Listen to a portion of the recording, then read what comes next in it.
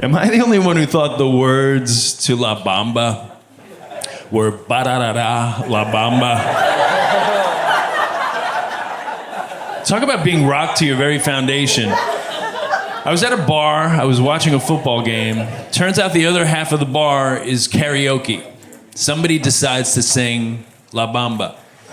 We all make decisions in life. I glance up at the screen to do a lyric check, more for Soy Capitan than anything, but I notice where I expect to see ba-da-da-da, which is what I've been singing my entire life, I see a Spanish phrase, para bailar. I immediately say, people, they've got the wrong words up here. We all know it's ba-da-da-da.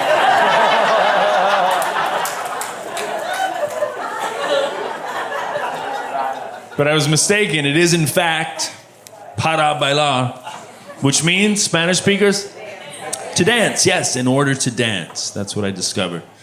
You know what ba-da-da-da means? Same thing. Much easier to pronounce. Scottish people have this strange ability. They can describe somebody as a homosexual by using any noun. All right, is that guy a bit of a blueberry? There's a set of maracas over there. English people can do it, but they can only use activities to describe somebody as gay. Be like, oh God, he's the kind of guy who likes to leave the windows open. Oh, Barry loves a fundraiser. Bet you wear your slippers round the house. Look, ladies, you can be... Look, a guy can have a girl that is just a friend. No, listen. I'll wait. You as a girl can be just a friend to a guy, but it means you're ugly. I'm sorry, I know you don't want to hear it, but you just a homie with a ponytail. I don't know what else to tell you, man. Men and women can be just friends, but one of y'all fucking busted, okay? Somebody ugly, or maybe both. Maybe both of you are ugly, in which case y'all should be fucking anyways. That's why it's called bumping uglies. People still do that thing to us. You know, when they do that, you never really know somebody till you've lived with them. I hate that. We've been together for 7 years, shut your face. You never really know somebody till you've lived with them. I hate it, because it's such utter fucking truth. You know, some people are glass half empty and some people are glass half full. My fella is glass too full, just fills them to the brim and walks really gingerly everywhere. He's got a touch of OCD that I didn't know about. He checks all of the doors 8 times before we go to bed, which is fine. I don't have a problem with that. I just think it's a shame he hasn't got the OCD. That means he might use a fucking mop once in a while. Now, I don't want to be controversial, but I actually think that sports are a treacherous place for little girls. You know, like, I played volleyball against OJ's daughter growing up. Chill, I'm still alive. No, I did. I played volleyball against OJ's daughter growing up after he got out of jail the first time. For murder.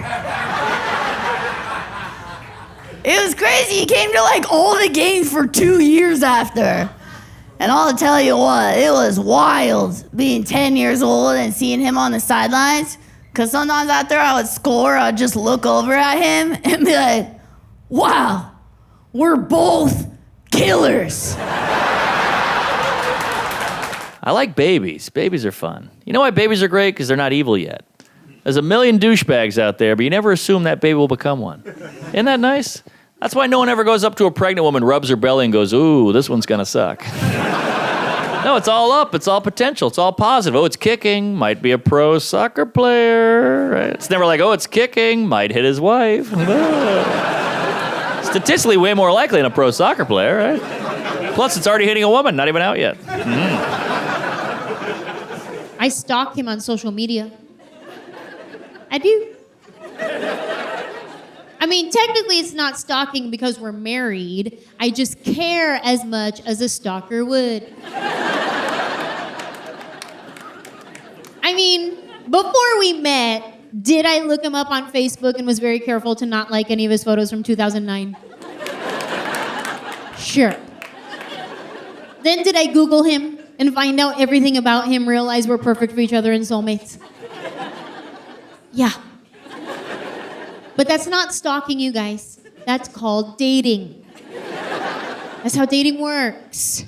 I mean, maybe some of you are like, I don't know, it sounds like stalking to me. Well, then maybe you're right. Maybe I am a stalker. But it doesn't matter. Because as soon as he put a ring on it, I graduated from stalker to wifey. Summa cum laude, suckers! Heyo! My dad is black, born and raised in Louisiana, has a PhD in nuclear physics, and served our country in the Army, people. Right.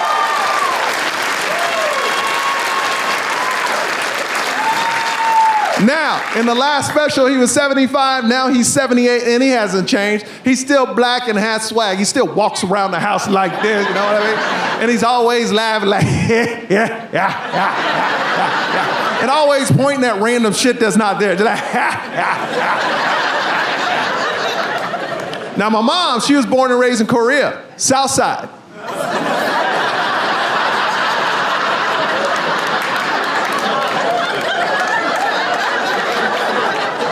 Now we know who doesn't watch the news in his room.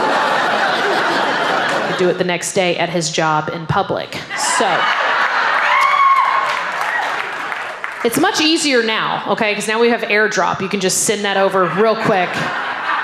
It's not what I had to do, though. I had to do the old scroll screenshot, right? So you got to do that. You got to go through. You got to collect all the evidence. Scroll screenshot, scroll screenshot, scroll screenshot. Then you got to text yourself the screenshot of the text messages that you found out of his phone, right? But you got to cover your tracks. Go into the photo album, delete the screenshots of the text messages that you already took on his phone. Go to the conversation between the two of you. Delete the screenshots of the text messages that you already texted to yourself. Don't forget the deleted album. Go in there. Delete all the screenshots of the text messages that you already deleted out of the album and out of the text messages. And I just bring this up to tell y'all how good it feels to be in a healthier place. Thank you. Thank you. I had to go to urgent care here in Nashville. I don't know if y'all been doing urgent care. Go check it out. It's fun. I like it in there. It's better than a real doctor. I think there's no ego at an urgent care. That's what's fun, you know? Nobody in an urgent care is like, this is where I thought my life would be. And I like that. That's actually a good feeling. You go to a doctor's office, they talk down to you, right? Diplomas on the wall. They're like, I went to school. I know everything. Urgent care is like, do you have $40? Let's figure this out together. We don't know any more than you know? Let's put our heads in a room and let's tackle this sinus infection as a team, and that's fun. There's camaraderie in an urgent care, you know? Teenage boys are the single biggest predator that walked this planet Earth. They're not in control of what's happening here. It's not their fault. Any man, any guy in here will tell you things used to pop up all the time for no apparent reason, and it was confusing to us. I remember sitting in math class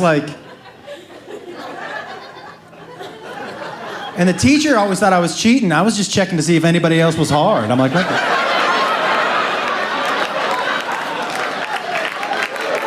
Guess nobody likes geometry as much as I do. And I remember one time, teacher was like, Mr. Wolf, you can leave. Math class is over. No, I can't. Picked a bad day to wear sweatpants is all I'm gonna tell you. Me and the chick who just got her period for the first time, we're gonna hang out here for a little while. You don't mind it? A terrible age that was. But I will tell you this, anytime I've met a woman that doesn't want kids, that is the first thing she wants me to know about her. The second she finds out I'm a mom, she's like, I don't want kids.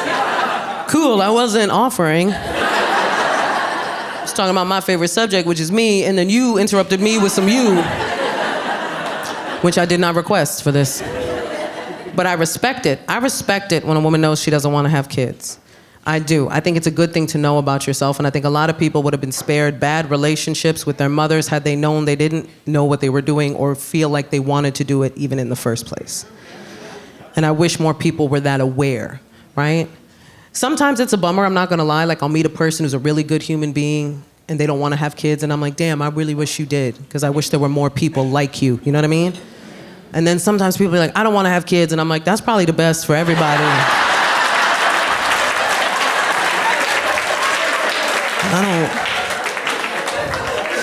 I don't think you should have houseplants. Like, I don't know if you know how to love, bro. But my wife likes to travel, so we've been traveling. Went to Italy, obviously, for the wedding. That was great. Went to Asia last November. We spent 2 weeks in Asia. We spent a week in Bangkok, Thailand, and a week in Bali, which is amazing. We flew 32 hours for me to find out I don't really like Thai food. What a weird way to find that out, right? Right to the source. I was so shocked because I thought I loved Thai food. I love Thai food here in the United States. I have it all the time. Tom Kha soup, coconut milk soup, that's my favorite soup. Love that. Penang curry, that's my favorite curry. Of course, pad thai noodle, the classic, I'll have that any day of the week. And then I flew all the way to Thailand, I had it there, and I was like, oh, you're making it wrong. Like this, where can I get it authentic? Where do you guys make it authentic? I wish I was making that up. That's exactly who I was over there. Like, in my head, I thought I was gonna be like an Anthony Bourdain type, wearing cool clothes and trying everyone's food, making friends, drinking beer. No, I was just an American in a Hawaiian shirt going, ugh.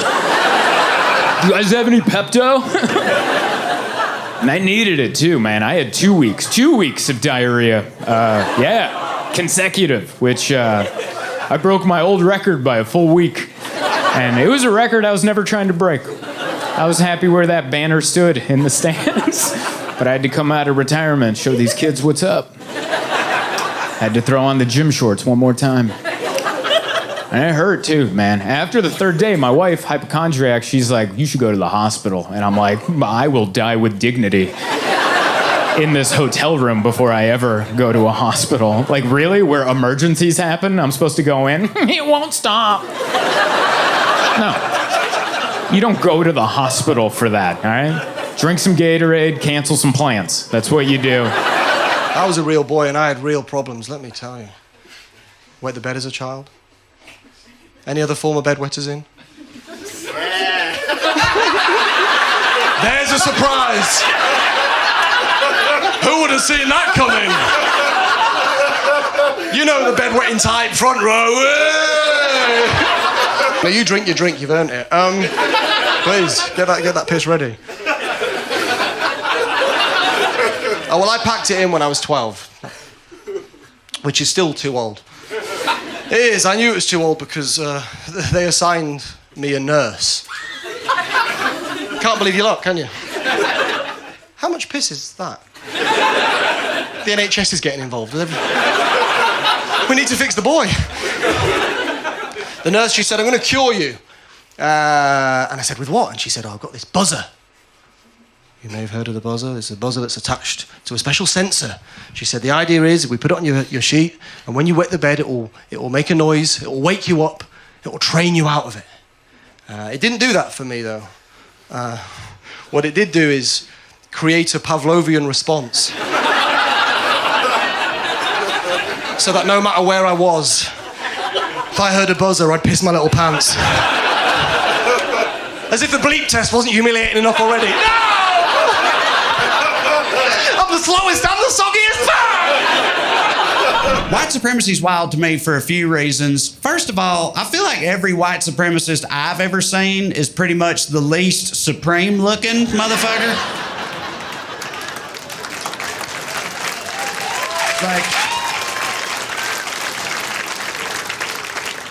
Like, I've never seen an avowed white supremacist and thought to myself, behold, the pinnacle of man. Like it's not a bunch of Hemsworths walking around with swastika tattoos, you know?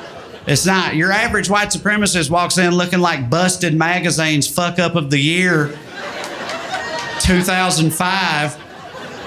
Walks in with a tattoo on his neck of a skull that's got more teeth than he does.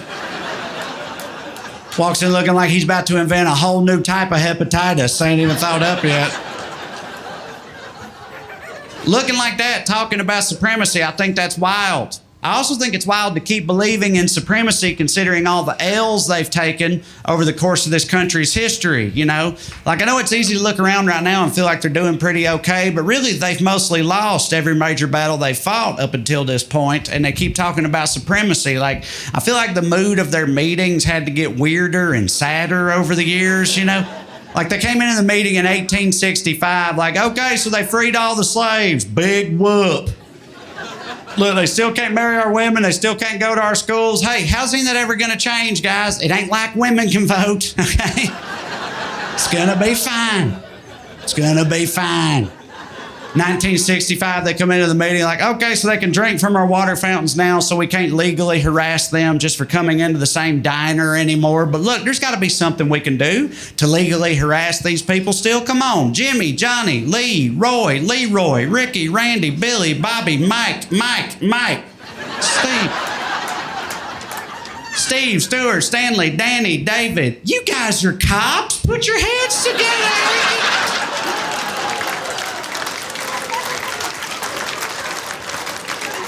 We can figure this out. All right, it's not like one of them's the president.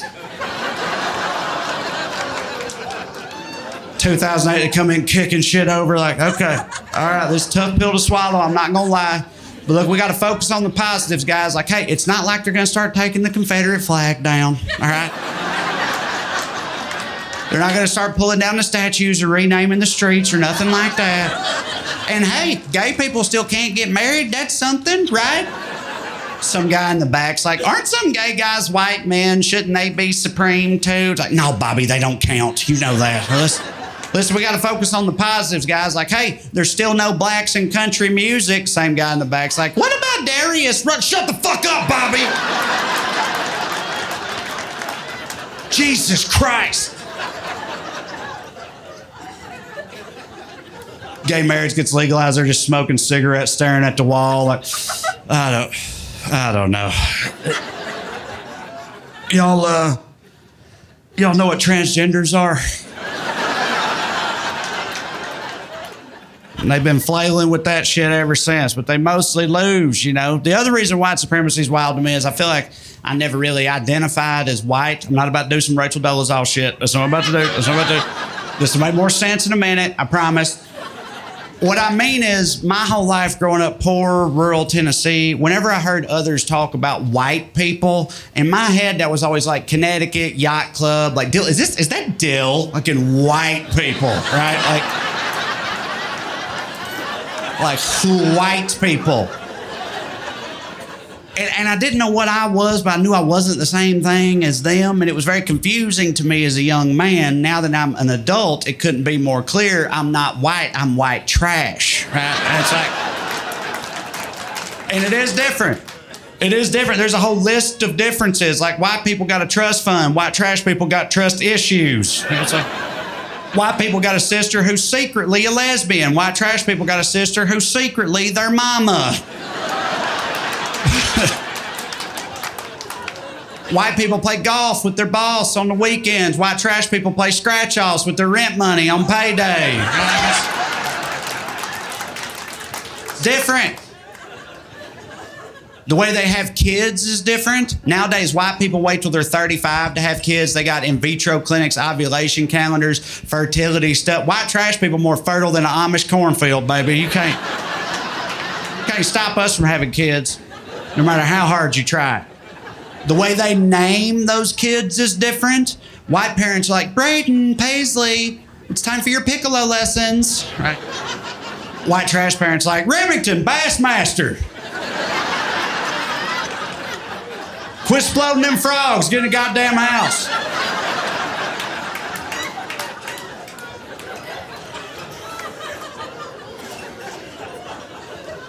It's different. I know. I have kids. Of course I have kids. I worry about my kids all the time on account of this trash blood I gave them. You know, like I try to raise them right, but I worry at the end of the day my trash blood will be too much for them to overcome, you know? Like nobody should be forced to be giving my blood, dude. Like the Red Cross looks at my family history and they're like, we're good.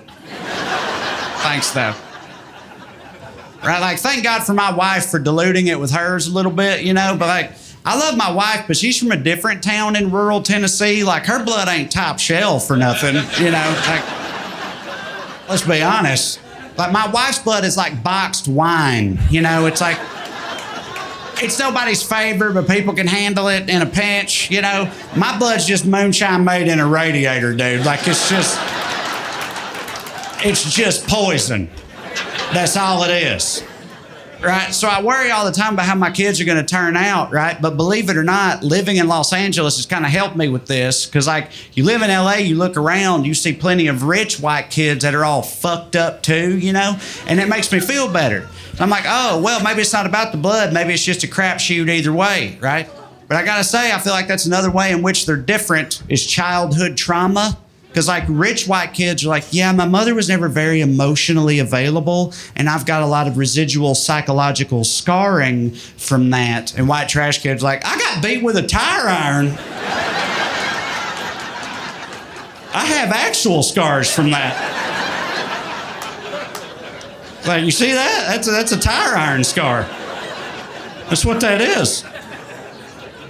I believe that's not cool. You shouldn't do what I just did. You shouldn't, like, diminish other people's trauma just because you didn't personally experience it. But it's a whole thing with poor people. It's so hard for poor people to believe that rich people went through any kind of genuine adversity, no matter what the circumstances were, you know? Like, when all that Epstein shit was coming out, I guarantee you there was people in trailer parks all around this country watching that. Like, they got to go to an island?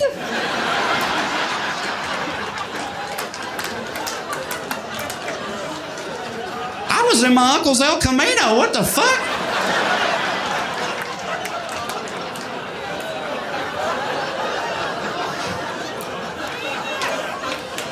Yeah.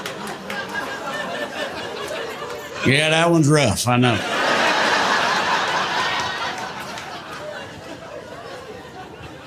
But yeah, I don't know. Obviously, I'm just trying to be a good trash daddy. That's all I'm saying. Trying to be a good trash daddy.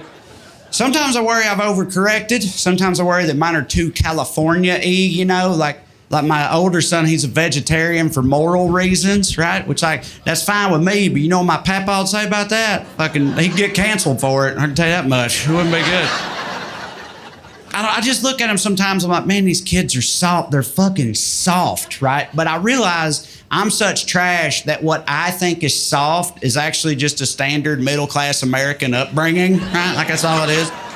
Like my wife went school clothes shopping for them, and she let them pick through what she brought home, and she told me, she was like, yeah, they don't like anything in this pile, so I'm going to return those tomorrow. And I was like, what do you mean they don't like anything in that pile?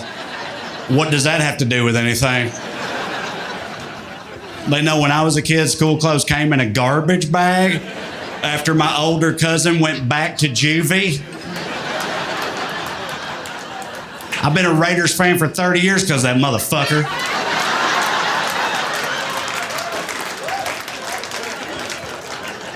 Who gives a shit what they like, right? I'll try to roast them some fresh vegetables. I didn't know you could get vegetables not in a can until I was 28 years old, right? Like, blew my mind. Blew my mind. I try to share this wondrous revelation with my children. I'll roast them some fresh broccoli, cauliflower. I'll church it up, put some balsamic drizzle on it, whatever. It don't matter. They're just picky. They just want it. They just don't want it. I'm sitting there like, I ate squirrels, God damn it.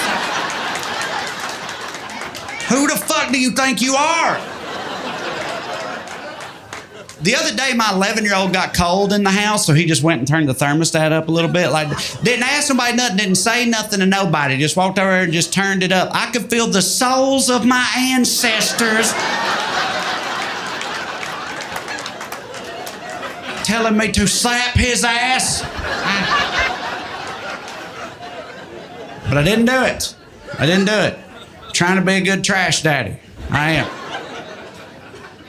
I am definitely white trash. I want to tell y'all what I think is the single most white trash thing about me. This is a 100% true story.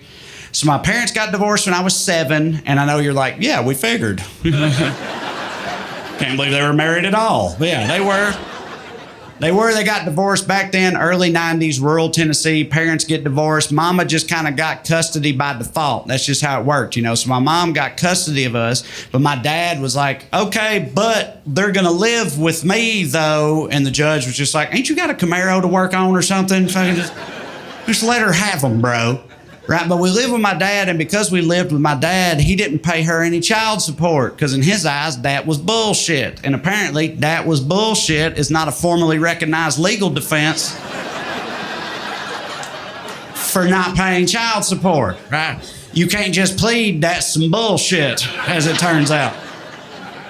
So my dad accumulated all this debt to the state over the course of his life. When he dies years back, I had to reconcile all that, which I didn't know was a thing, but it is in the right circumstances. For example, if you owe money to the state. It's like everything with money works the same way, really. It's like, you know how like if you got a lot of money in the bank will give you more money for having all that money in the bank, but if you ain't got no money in the bank will charge you money for not having no money in the bank, right? It's like everything works that way with money, including inheritance. It's like if you're rich and your parent dies, you're sad, but you got a new lake house or the throne of England or whatever. Like there's upsides to it. You know, but if you're poor and your parent dies, you're poor plus they're poor. And I'm generationally poor, dude. I come from old no money. Right?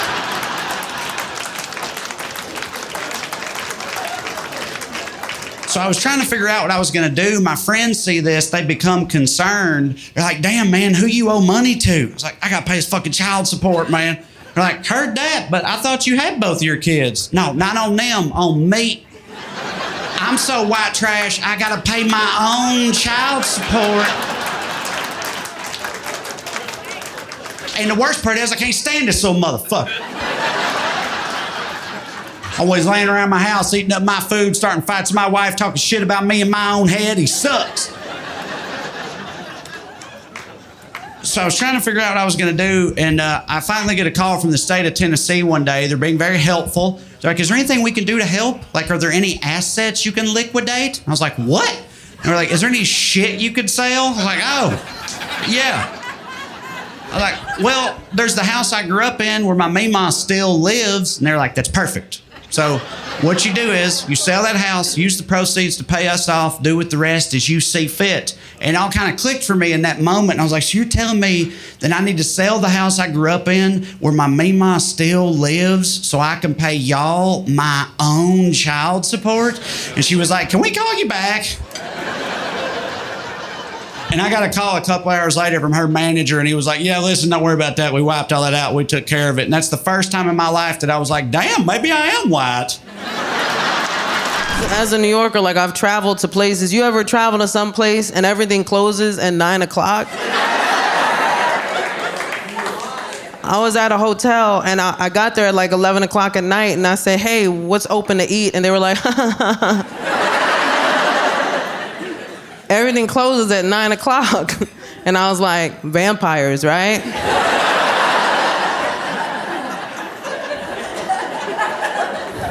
That could be the only logical explanation as to why there is not one pizza joint that is open right now. And here's the thing, as a New Yorker, I travel a lot more now, and like the more I travel, the more I'm starting to see New York a little differently, and I don't like it. You know what I mean? Like, you travel outside of New York, you start to pick up on things. Like, that first day back is rough. I get back, I get off my flight, I look around, I'm like,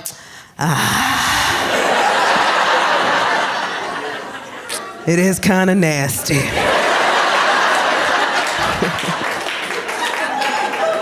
I don't want to feel that way about my city, man.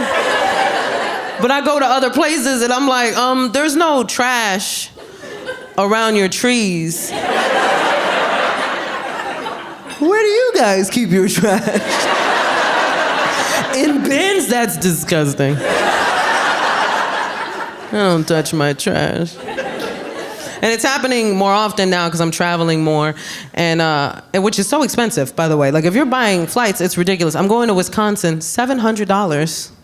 That's what I said, $50 at the most. You know what I'm saying? Like, you should pay me to get on that flight. Like, why? What cheese enthusiast is ruining this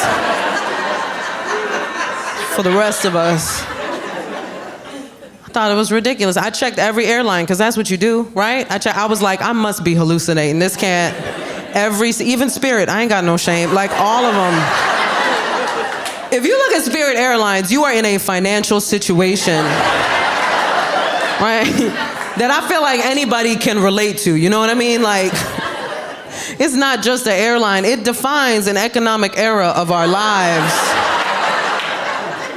and should be respected as such. And it's always a bad choice. Look, Spirit is always a bad, I'll hit you with the double negative. It's never not a bad choice. You know it is. You know it's a bad choice, because you see the price right there, and you still gotta talk yourself into that flight. Because I saw the price, I was like, whoop! $27, that's less than I thought. I started giving myself reasons. I was like, come on now, nobody's hijacking a Spirit plane. Like, you're safe. Even if someone did, every passenger on that flight would be like, you thought you was the only one that bought a gun? Like, you really thought? It's a Spirit Airlines, sir. Nuck if you buck, Hans Gruber.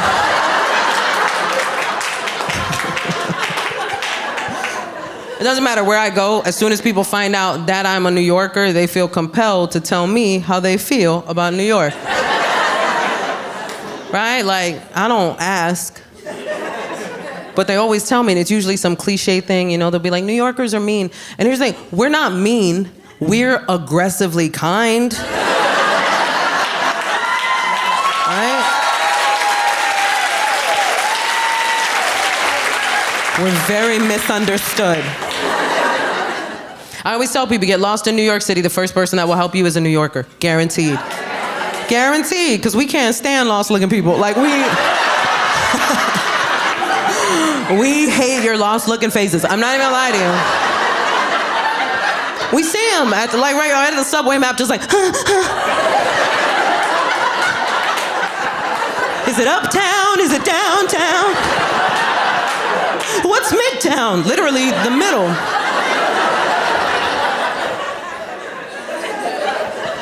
I just picture them like panicked at the map, and then like out of the darkness, they hear a voice. Where you trying to go?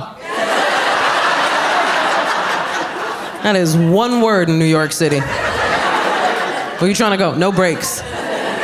You've been looking at the map for 5 minutes. Where you trying to go? I'm trying to help you get out of my way. You've been in my way 5 minutes. Look at this map.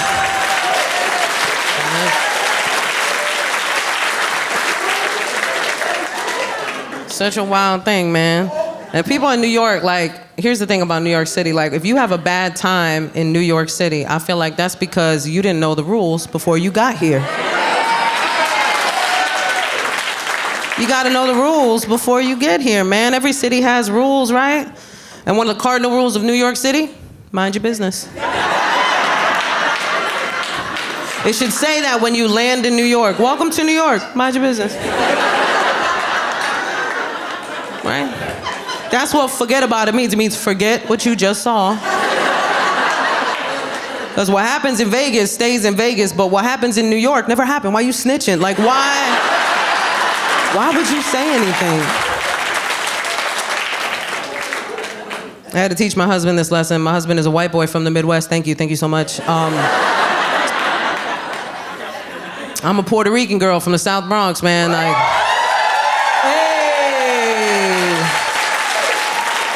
I know we got Puerto Ricans here. Hey. Yeah. What up, probably my cousins? I'm just saying, let's do a 23andMe later and get weird.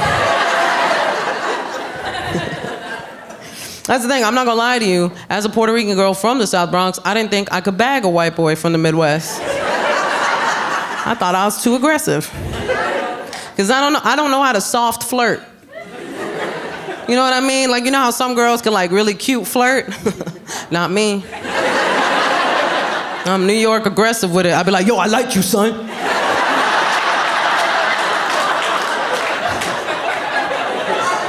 You trying to do this?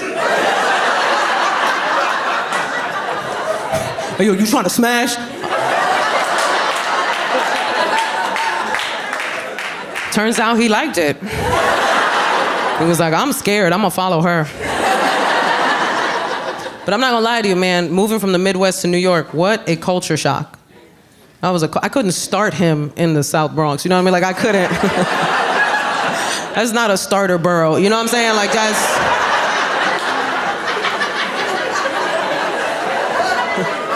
Right? We don't start people in the Bronx, we end them.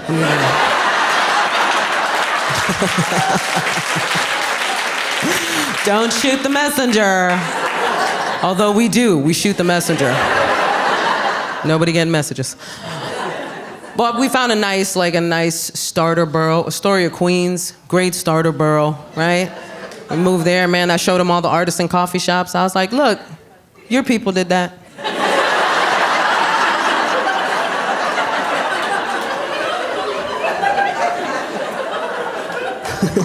We moved to this nice, quiet neighborhood, or so we thought. Till one day we were driving around and a fight broke out in the middle of the street. 2 grown men started beating the crap out of each other. And my sweet Midwestern husband was like, oh no. I should do something.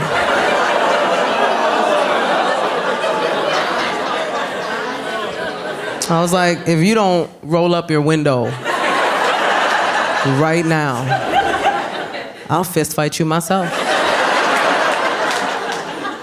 I was like, what you gonna do, Captain America? You gonna fight 2 grown men? You have psoriatic arthritis, take a seat.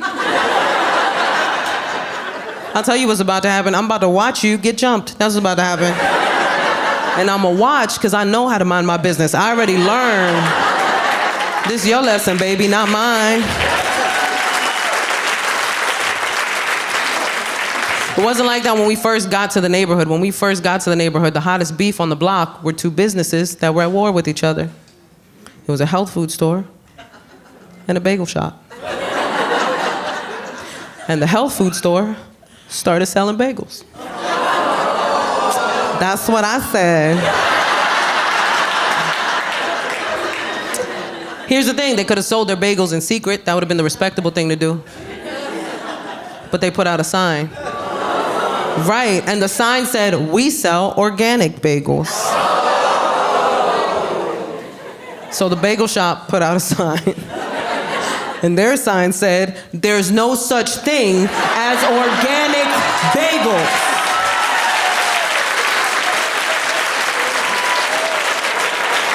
I saw that, I was like, the block is hot! It's hot in these streets. My favorite thing is like, people still, no matter how crazy it is in New York, people still want to come to New York. They still want to come. People dream of coming to New York. They always tell me it's my dream of going to New York City. And we know why. New Yorkers, we know why. You want something crazy to happen. You want to see something wild. You want your weird New York story. I always tell them, come. It'll happen. We aim to please. The homeless will always provide. I'm sorry, the unhoused. Cupcake? Cupcake? I don't know. I realized that that's our PC term now, is unhoused. And look, I was an English major in college. I'm down to play with language. Let's do this. But we can talk about unhoused, can't we? It's goofy. I'll tell you why. Number one, that's the same word. You can't convince me otherwise. I have a thesaurus. You ain't gonna lie to me. And 2, it sounds worse. Right? Homelessness sounds like a situation that could not have been prevented. Unhoused sounds like somebody just rolled up on them and was like, I'll be taking this. And no more house for you. The second I heard it, I was like, what an elitist, privileged way of describing a situation, right? Right, you can hear it right away. Did you hear about Janice? She was recently unhoused. That's the kind of word that is only used to make the speaker of said word feel better about acknowledging a situation they know nothing about. It just makes them uncomfortable to acknowledge it, so they created a word as a buffer, but there's no progress in that word. There is no help in that word. And if you've ever lived in that situation, then there are a bunch of words you would have used instead of that word. Like, I was shocked. I was like, nobody thought of nomad? That's my first choice. Can you imagine you roll up on a homeless person? What up, my nomadic brother? Way to stay off the grid, man. I, too, am anti-establishment. Some of the words, honestly, some of the changes, I'm okay with. You know what I mean? Some of the changes I think are pretty brilliant. I know a lot of people are upset with all the PC language, but I find it kind of entertaining. Like, did you know on social media now, they're calling smoking weed gardening? I love it. Oh, it makes me sound so much more productive. I've been gardening all day. Gardening helps me deal with people.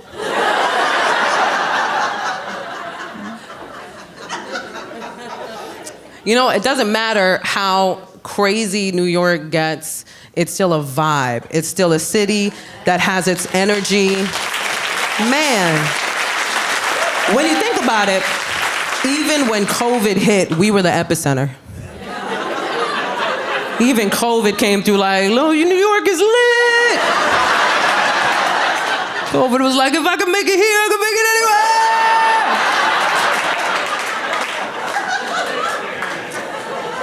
anywhere. Lived its best life. I remember when they released us,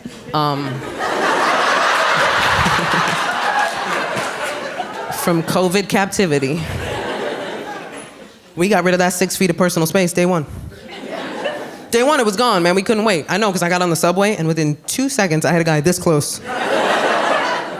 Right in my face like that. I was like, sir, we're the only 2 people on this train.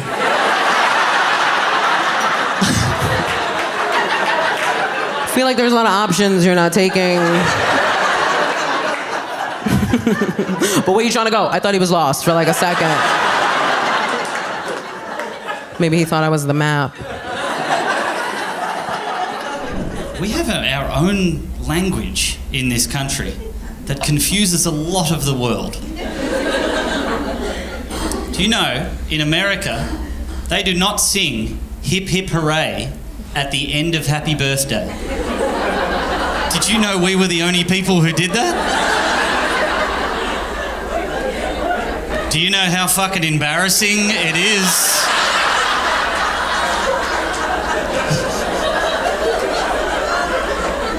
I was at a table of people I didn't even know that well, and they finish happy birthday, and I just go, hip hip!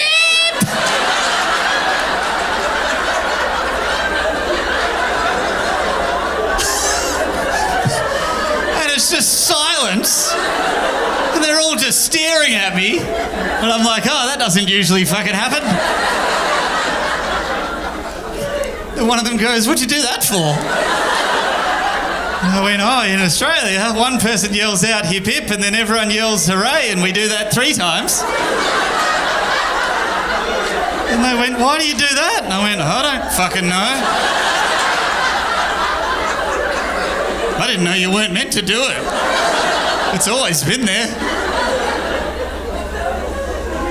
It's really weird when it's not there.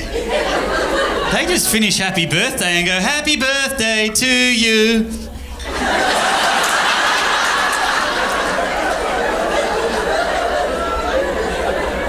So you can't help yourself, can you? You needed to. You needed to get it out of your system. You do, don't you? We need to, all right? Hip hip! Hip hip! Hip hip! That's fucking insane to the rest of the world. The rest of the world, that is a weird, strange thing to do. Happy birthday goes for 45 minutes in Australia. We do the hip hips and then someone goes, why was he born so beautiful? Hey, don't cut the cake, I'm not done singing. I've got a whole number prepared. What about this one, right? In America, They don't have Christmas bonbons. I know, how's the genuine disappointment in you? Like, oh, is it even Christmas without the bonbons? Now what that means is they don't have Christmas hats. It's gonna be okay. It's gonna be okay.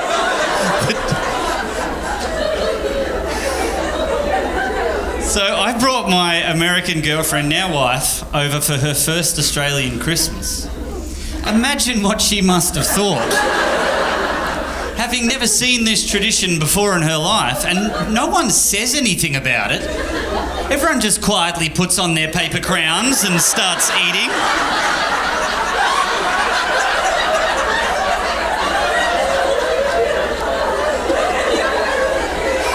She's just sitting there, just looking around the table going, what the fuck is wrong with these people?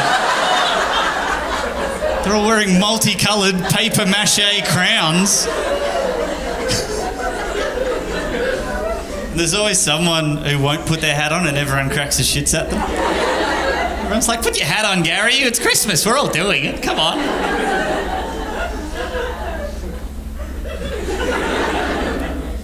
Put your fucking hat on, Gary.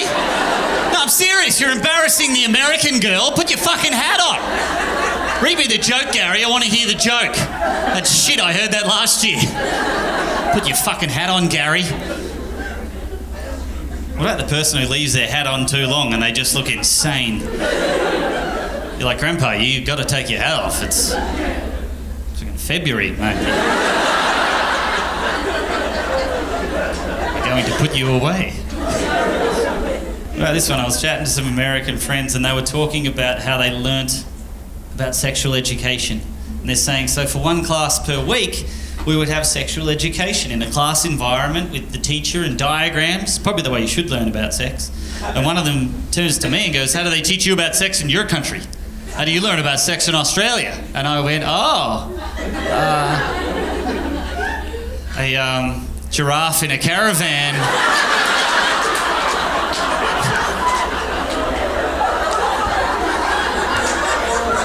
Taught me about sex.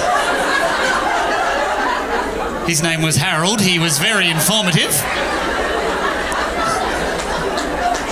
Do you know how weird it is to explain that you learn how to have sex from a man fisting a giraffe in a caravan?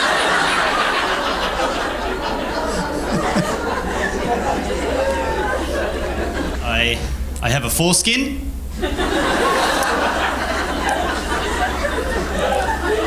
That's what you guys might want to know, no? Is that too much information straight away? In America, they're freaked out by the foreskin. I'm not sure why. Half of the people in this country have a foreskin. Half. Well, that's not true. No, half are female. That's ridiculous. There's very few women with foreskins in this country. But for some reason in America, they're freaked out by it. They're like, no, you got to get rid of that. You got to get rid of it for cleanliness. Got to get rid of it. Tell you what, take a shower. Take a fucking shower. Every day you can take a shower. You don't have to lop part of your penis off. So 25 years down the track, you can save some time by not showering. I can go 3 days without showering, thanks to getting rid of my pesky foreskin. I did shows a couple of months ago in Florida, and Florida's a weird place, okay? They were very old. The audiences were just 96 years old across the board. Some people died during the show, and they just carried them out, and everyone was like, oh yeah, it was Kevin's time. It was Kevin, carry on, carry on.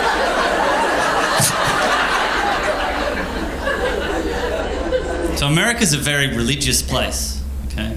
We're not very religious here in Australia. We are a little bit, but not like America, okay? God doesn't want to make the 16-hour flight down to Australia, so he's not here as much. So in the Mormon religion, you're not allowed to have sex until marriage, okay? It's taboo. Not allowed to. But the young consenting Mormon adults, like the 18-year-olds, they want to have sex, of course they do. But what they've realised is, okay, they're allowed to...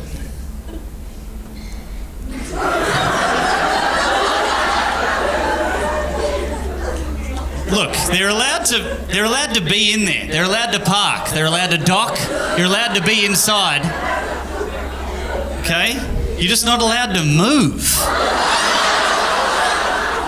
That's the wicked part in the Mormon religion, is the movement.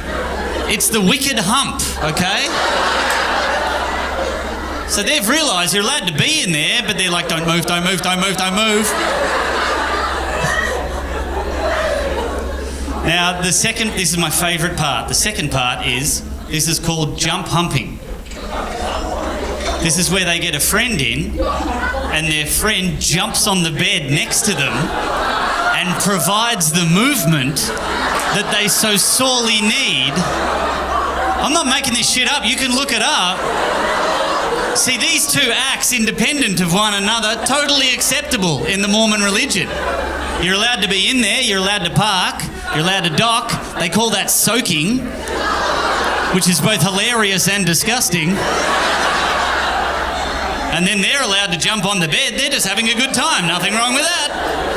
But what has occurred when in close proximity to one another? What is this scientific anomaly?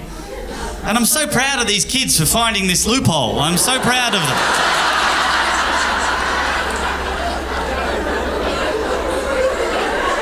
I would have thought that'd be the most important part of sex, but no, apparently not. But do you know how hard that is to orchestrate? I was 18. Trying to get sex is impossible. Impossible. Trying to bring another person in on that? Fuck no. How are they going to play this off? One of these 18-year-old kids, like he defies the odds and he gets a girl home and he's being a gentleman and he's being courteous, and she says, oh, we're just watching Netflix, right? And he's like, yeah, of course. And then she goes, well, why is your friend Kevin here with his shoes off?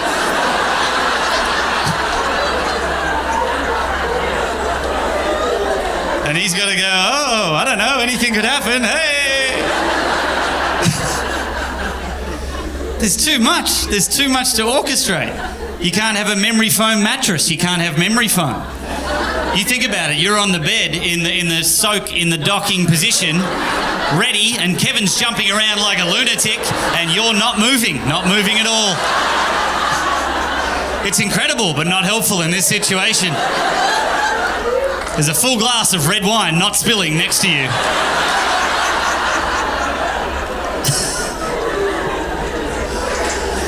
That was the most fun I've had doing that joke.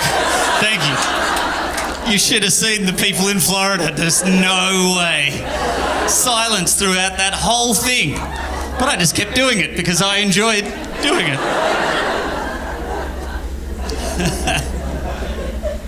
I was looking around the house the other day. So we've lived together for 8 years, and I was looking around the house, and I realised that I own nothing. I own nothing in this house.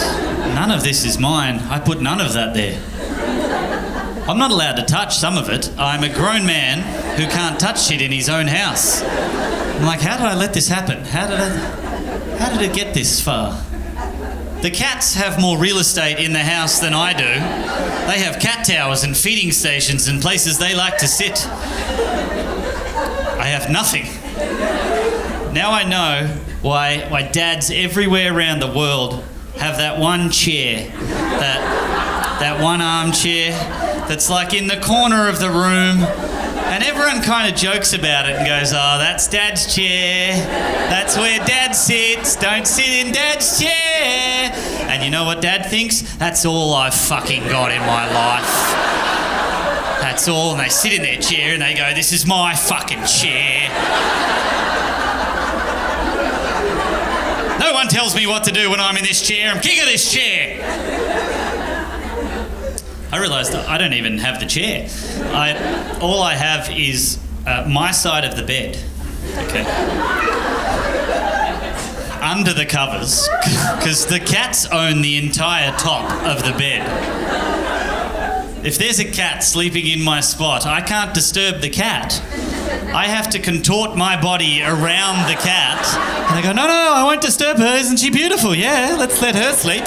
And I'll just have half of my body off the bed. That's a good idea. I like it. I think it's good for circulation. I think it's good for my spine and the future of my back altogether. I think it's great. As long as the cat's getting a good night's sleep, I can sacrifice myself. So all I have to myself is my side of the bed under the covers and only facing this way. Because if I face this way, towards my wife, apparently my breath is ruining her existence. And she tells me about it every 20 minutes. She'll be like, I can feel you breathing. I can feel the warmth of your breath. And I'm like, oh, that's gross. So I grab a pillow and stick it in my face and go... She goes, I can still feel you breathing. I'm like, you can feel me breathing through the pillow? She's like, I can feel you moving. I can feel the movement and I can tell that you're breathing. I can tell that you're still breathing. I'm like, yes, I am in fact breathing. That is true. That is awful of me. Look, I'm purely just trying to breathe to live. Is it okay? Is it okay with you if I live through the night? Is that okay with you? I know you're trying to sleep, but I'm just trying to get oxygen to my brain so I can survive another day on this planet. But that's rude of me on this Tuesday evening. You should be having a nice slumber. I'll stop breathing, and I'll die. I'll die in the bed next to you, and you and the cat will have a wonderful sleep.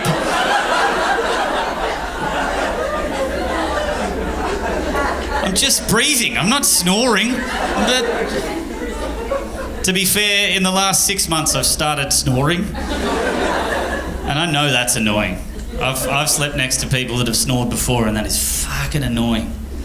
But I gotta tell you guys, as the person who snores, it's really hard as well. Because you don't hear any of the snoring. You just get woken up every half an hour by a hysterical, angry person a foot away from you in the bed, hitting you. Shut the fuck up! And you're like, what? You shut the fuck up! I wasn't snoring, you were! You shut up, that's stupid, you're stupid. Why did I even marry you, you stupid? I'm just trying to sleep like a normal person and you hit me.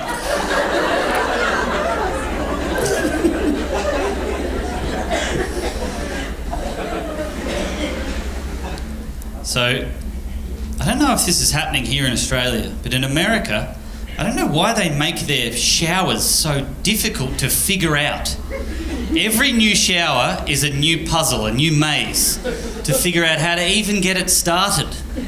It used to be just a red hot tap and a blue cold tap, that's it. It's pretty simple.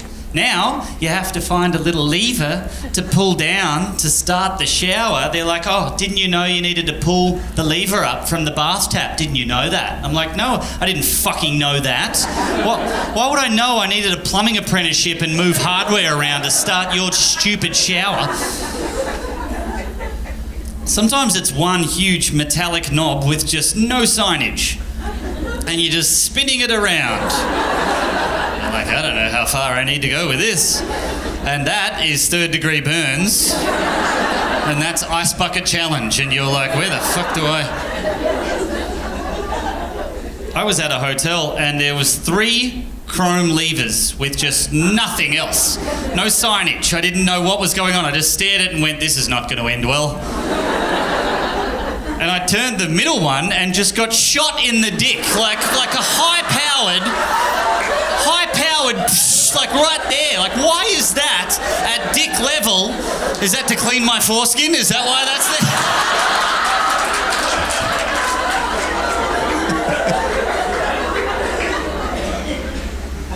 I have PTSD from a shower I had in Denver 4 years ago. I couldn't get the thing started. I was doing shows Wednesday to Sunday, and before the Wednesday show, I went to shower, and I went in there, I got all my clothes off, and I'm trying to get the shower started. I couldn't figure it out. 20 minutes, I was trying. I was looking for the lever. I felt so dumb. You know what was worse? Is doing that and failing while you're naked just made it so much more worse. I'm just limp and pathetic and just getting nowhere. And I said to myself, have a bath. You love baths. I tried to convince myself that I wanted a bath, not that I was forced into bathing through stupidity. And I went down to do the bath, and I realised, oh shit, you're not going to be able to do the bath, are you? And I tried for 7 seconds and failed at that. And that was a low point in my life, ladies and gentlemen. I'm crouched down naked next to a bath and shower I couldn't figure out. And I kind of slumped in defeat. And then my dick just touched the bathroom tile. And your dick should never touch bathroom tile. It shouldn't. It's cold, it's invasive, you didn't expect that to happen. It may not have happened to any guy in this room, but you know exactly what I felt, don't you? You can feel it right now. You can feel how awful and abrasive that is. So I'm at a new low point in my life. Just dick on tile, And then I realised, shit, you're just going to have to get up and put your clothes back on. Do you know how weird it feels to get your clothes off, get completely naked, go in, just fail at starting the shower, fail at the bath, and just place your penis on the floor for a second, and then just go and put your clothes back on and go out and try and confidently do stand-up comedy? Do you know how that feels? The whole crowd was looking at me. They were staring. They knew something had happened. They're like, something's happened to this guy in the last couple of hours. And I could feel the touch. I could feel the touch. And I felt that touch for 6 months because I got the worst urinary tract infection. I got yelled at recently for saying the word homeless. I was at a dinner party and I said the word homeless. And this woman at the dinner party, she corrected me. She let me know that the preferred term now is unhoused. And the idea behind that is the word homeless puts the responsibility on the person who does not have a shelter. And the word unhoused puts the responsibility on the system that has failed to provide a shelter for that person. Right, yeah. And that little tweak in the language is meant to fix it. And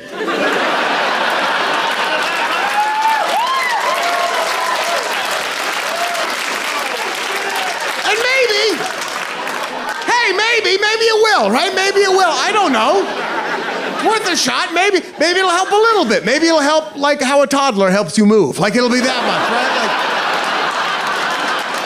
you know when like two people have a desk and the toddler's like,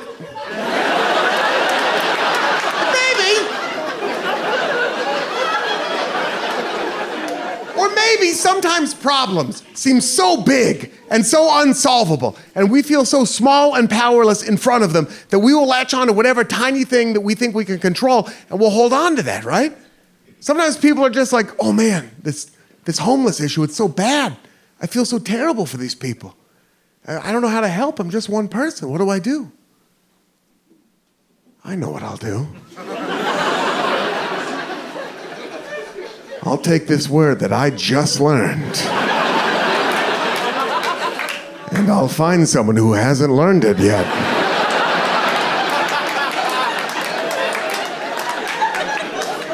And I'll bludgeon them over the head with it.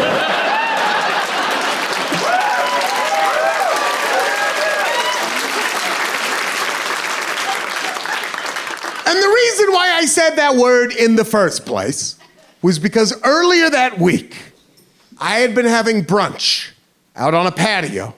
And while I was having brunch, an unhoused man... Progress. An unhoused man walked up to that patio, dropped his pants, and started masturbating. And I was sitting there,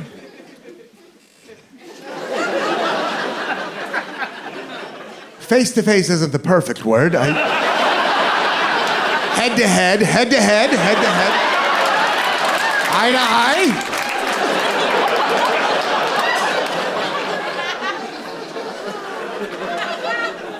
And I thought to myself in that moment, well, I'm not going to tell nobody about this.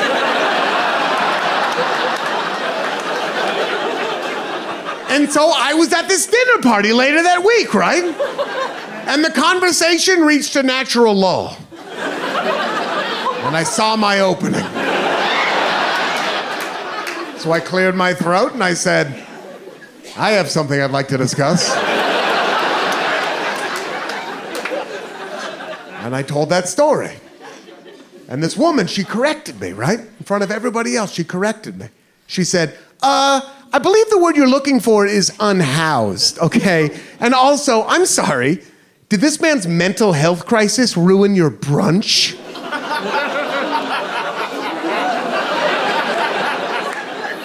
And I wanted everyone to think I was a good person, so I was like, no! No, it made my brunch better. It made it better. I ordered more food. I called my friends up. I was like, you gotta get down here. They're doing new stuff at brunch.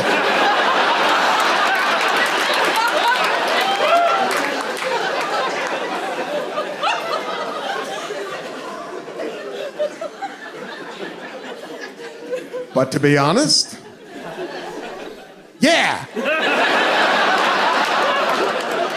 ruined my brunch. And it wasn't because he was unhoused or homeless or whatever word you want to use. That had nothing to do with it. It could have been anyone. It could have been Guy Fieri jacking off at my brunch. Like, I love this place. I come here every time I'm in town. It still would have ruined it.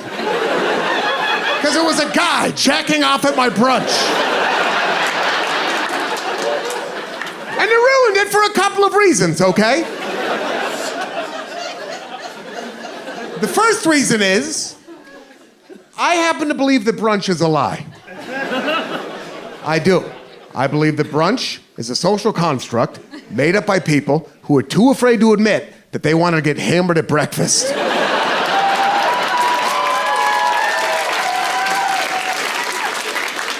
Some of us were doing that already. We didn't need a little portmanteau to justify our mid-morning alcoholism. And that's fine. I can participate in your charade. But I can't do that and think about the consequences of late-stage capitalism at the same time. All right? I can do brioche, or I could do Ronald Reagan got rid of our mental health care safety net in the early 1980s.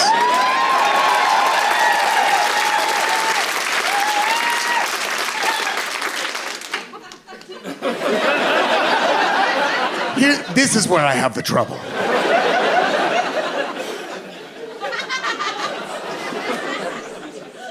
And the other reason it ruined my brunch was because this man had a beautiful penis. Top notch. And it made me feel bad about my penis. His penis was glorious. It was beautiful. It was aesthetically pleasing, which for a penis is no guarantee. It was big, but not too big at all. It was plump. It was a plump erection. It was plump. Well, I'm only 39, but already when I get a boner, it's a real C- average. All right, like, my penis has the energy of like an old British soldier saluting. Does that make sense? Like when I get a boner, it's like, hello, Lieutenant. Like it's.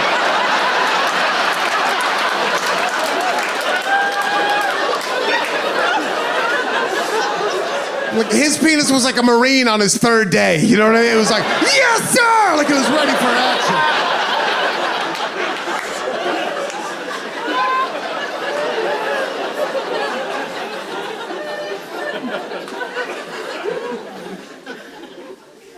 And so I brought this up at this party. And this woman, she corrected me. She got to have a little endorphin hit, right? She got to feel good about herself, like she was doing something, because she corrected the big dumb idiot who said the wrong word at the party. Even though in reality, she didn't do anything to actually help this guy out. But she still got a little endorphin hit, right? And I got my own little endorphin hit later on that evening, when I took each of the dinner party guests aside one by one. and was like, what the hell was that about? Okay.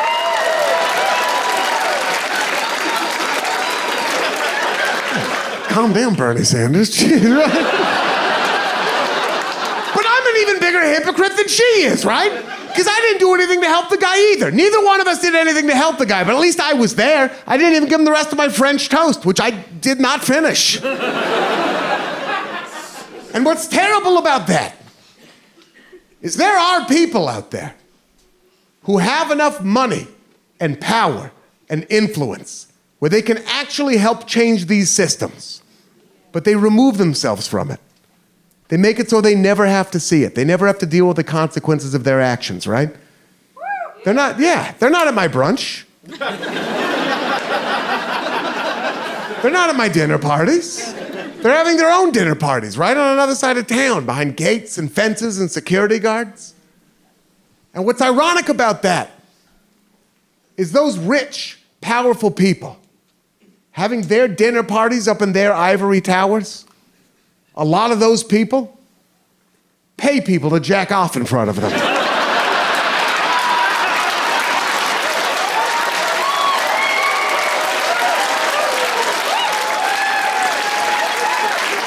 So we've got a problem, and we've got a solution. And if we could just figure out some way to get these guys to see eye to eye.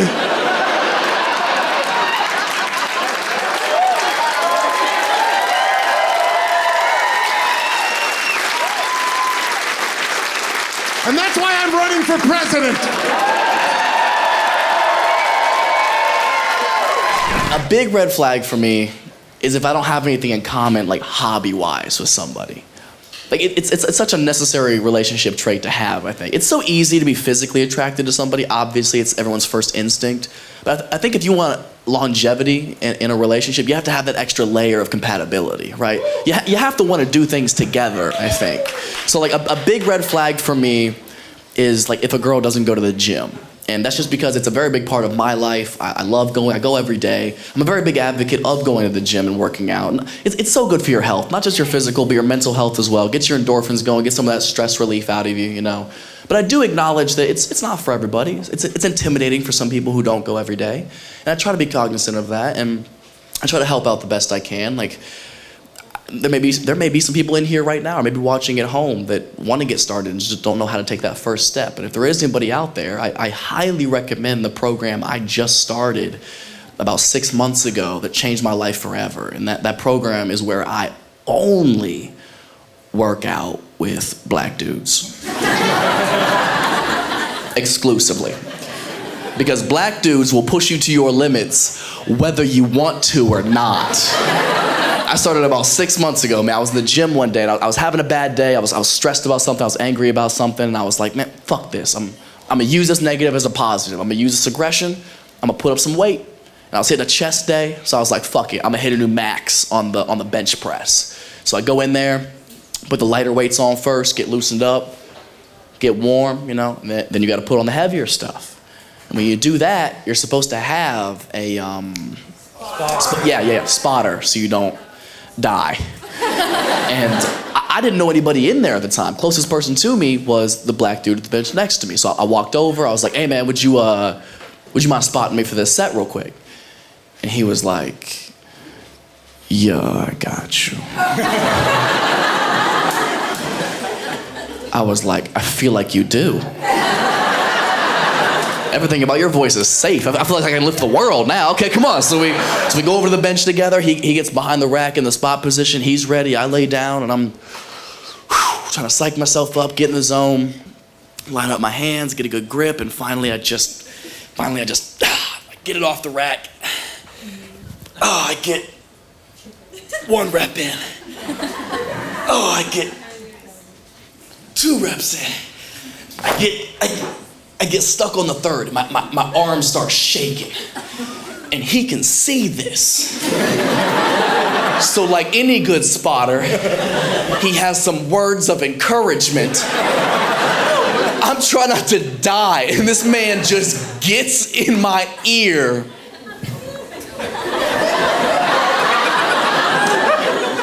man, do that shit. Do that shit. It ain't nothing. I was like,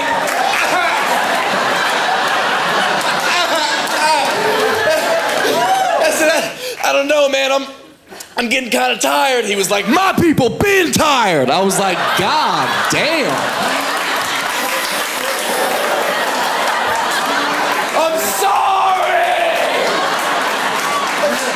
It was only like 255. You had white guilt on top of that. It's like 500 pounds, man. I was like, is this pre-workout or a history lesson? What are we doing, dog? Fucking, I racked that shit up. I was like, I appreciate you, man. I was struggling at the end. He was like, you don't know struggle. Fuck, man. Can't have anything. So that's my new routine whenever somebody's like, you look good, Matt. You want a diet? I'm like, yeah, it's called White Watchers. You should try it. So when black people watch white people struggle, you will sweat. I promise you.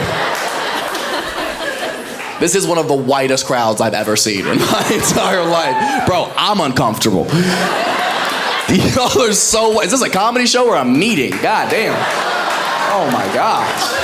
I'm sorry.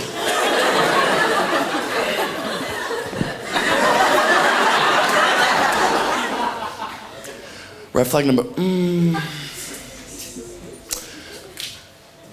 we could try something different. This could be fun, or it could be a fucking nightmare. But I think we can have fun. So the thing is like, I could do red flags for hours. And they could be funny, we could all laugh, have a guaranteed good time, but who wants to do that? So, and a lot of times I don't like to do a lot of red flags because it is very male to female. You know, it's listing things that men don't like about women. And I don't want that to be unfair, one-sided, or sexist. So to even it out, sometimes I am genuinely curious, like for the women in the audience, what might be some red flags for a guy if you go on a date with him, he says or does this that makes you kind of be like, ooh, I don't know.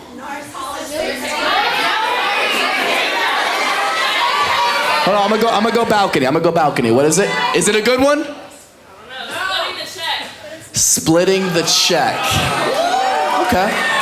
Splitting the check. On a first date? He asked in the beginning of the date? Towards the middle? Oh, you were boring. In the middle? Can I get you anything? Yeah, 2 checks? 2 checks would be great. Yeah. So where did you say you were from?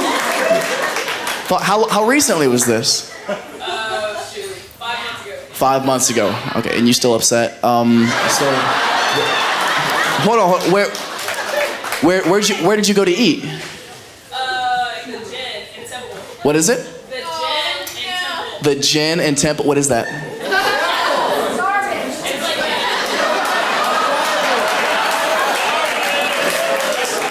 Rude. What kind of restaurant is that? They have catfish on their steak. Yeah, catfish and steak.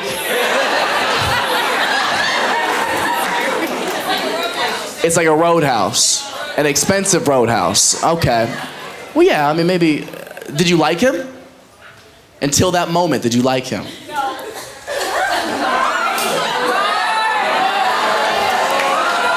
I'm curious.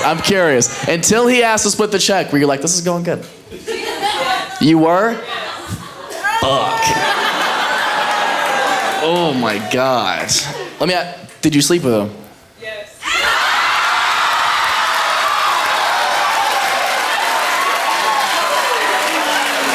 Wow. Oh my God. He split you and the check in one night. Oh my God. Did he leave a big tip?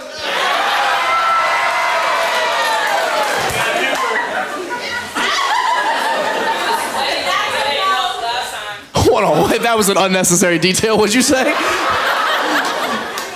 said he was sweaty when we did it. He was sweaty after, yeah, my man was putting in work. That's good. I would think. Well.